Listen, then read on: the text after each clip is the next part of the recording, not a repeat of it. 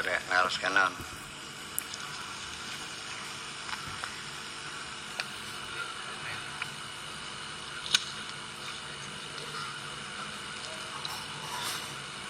Mana mic-nya? Oh iya. Oh mic-nya, mic-nya mati euy. Mic-nya bung.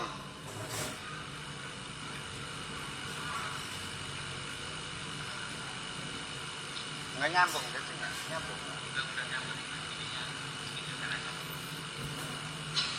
Nggak ada lagi mic-nya.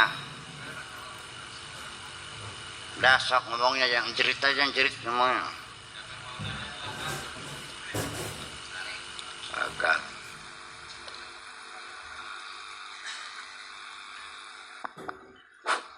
Satu, dua. Ya. Silakan Bapak-bapak, barangkali ada yang mau bertanya tentang materi-materi pengajian tadi. Ya maju Pak, sebutkan nama. Ya.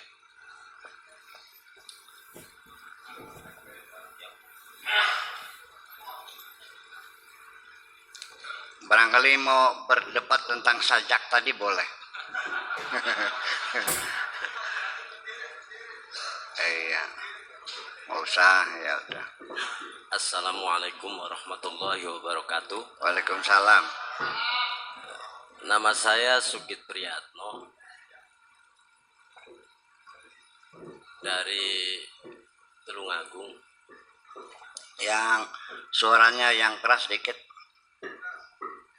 Assalamualaikum warahmatullahi wabarakatuh. Waalaikumsalam. Nama saya Sugit Priyatno dari Tulungagung, Kecamatan Kertasmaya, Kabupaten Indramayu. Sugit Priyatno. Iya. Ada suatu hal Buya yang saya ingin tanyakan. Tadi Buya mengupas bahwa sebagian besar manusia itu berwatak punya rasa yang berkhianat. Itu saya akui menurut penelitian saya terhadap diri saya sendiri. Artinya sangat susah untuk melakukan kebaikan karena dalam hati kita itu ada nafsu dan ada hati yang mungkin kurang seimbang. Dengan harus tadi Buya katakan harus seperti diberi pendidikan, diajari gitu ya. Iya. Diajari untuk supaya nafsu itu bisa dipola dengan sebaik mungkin. Yang ingin saya tanyakan adalah bagaimana cara menumbuhkan ketakwaan hati, Buya. Bagaimana mendidik hati? Iya, mendidik hati. Jadi menumbuhkannya itu, mendidiknya itu karena yang saya alami sendiri itu sangat susah karena dari lingkungan, dari teman, dari rekan dan dari diri saya sendiri itu kayaknya masih belum maksimal gitu ya. Jadi harapan saya itu kebaikan-kebaikan itu harus dengan hati yang benar-benar takwa gitu Bu ya. Jadi cara menumbuhkannya itu, mendidiknya itu awalnya dari apa gitu ya. Begitu aja Bu ya. Ya, langsung saya jawab bahwa ada dua macam gharizah.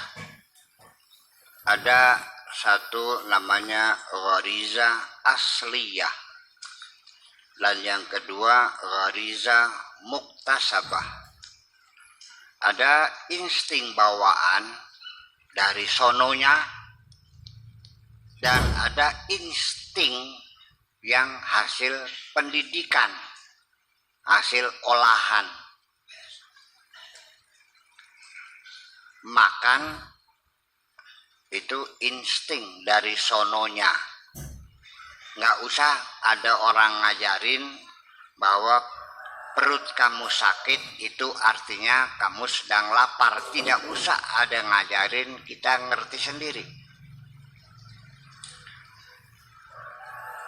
tidak usah belajar karena seks itu adalah insting bawaan, ya kan? Artinya bahwa kamu kepengen kawin itu tidak perlu belajar. Semua orang yang normal pengen kawin dan tidak usah belajar, pasti masuknya tepat, nggak bakal kesasar.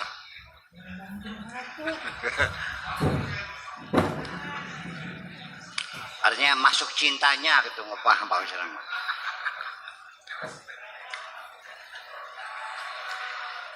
Nah, tetapi insting bawaan pun kalau dibiarkan sebagai insting bawaan, ya nanti sangat sederhana sekali. Makan memakan, tapi ya daging mentah yang dimakan. Betul enggak? Untuk dibakar dulu, digoreng dulu, bumbunya apa, itu bukan insting bawaan, itu proses muktasabah, proses pendidikan. Berak iya nggak usah belajar, tapi cebok harus belajar. Iya kan? Jadi artinya selama ini orang ini nggak tahu, orang ini umumnya begini, di negara-negara berkembang orang tuh masih pikirannya masih sederhana. Kita ini termasuk negara berkembang loh. Kita ini bukan negara maju. Kita ini bukan negara superpower. Negara kita ini termasuk negara yang masih terbelakang. Harus tahu. Kita ini negara yang masih miskin, bukan negara makmur, harus tahu. Ya kan? Sehingga nggak paham bahwa berpikir pun harus belajar. Dan ada ilmu berpikir. Berjalan belajar enggak? Kalau nggak diajarin bisa berjalan enggak?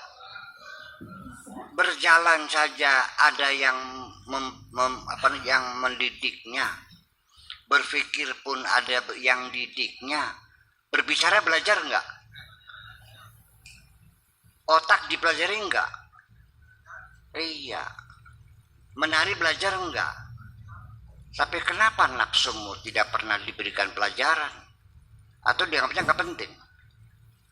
Atau nggak tahu ada pendidikan nafsu tuh? Nggak tahu ya? Ya udah kita bikinlah sekarang. Akademi nafsu. Akademi nafsu ya, akademi sekolah tinggi. Sekolah tinggi pendidikan nafsu gitu. Nah, pendidikan nafsu ini adanya di zawaya. Zawiyah itu adanya di pendepokan, bahasa di sininya pendepokan, di sananya namanya zawaya.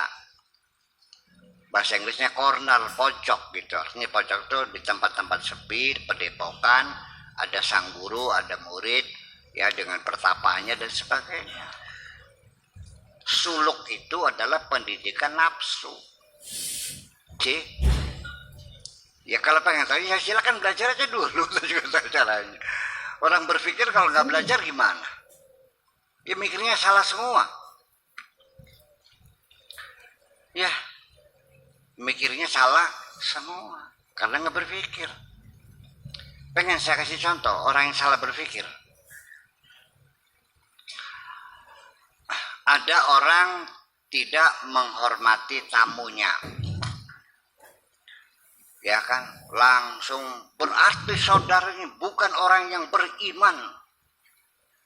Mana dalilnya? Dalilnya qala Rasulullah sallallahu alaihi wasallam, "Man kana yu'minu billahi wal yawmil akhir falyukrim jarahu." Apabila engkau beriman kepada Tuhanmu dan hari akhirat, maka hormatilah tamumu.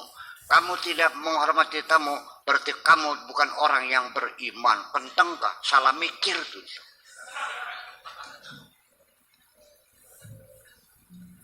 Hadis itu jangan diambil kesimpulan bahwa kalau orang menghormati tamu pasti beriman. Kalau tidak menghormati berarti tidak beriman. Dari mana ilmu mikir begitu tuh?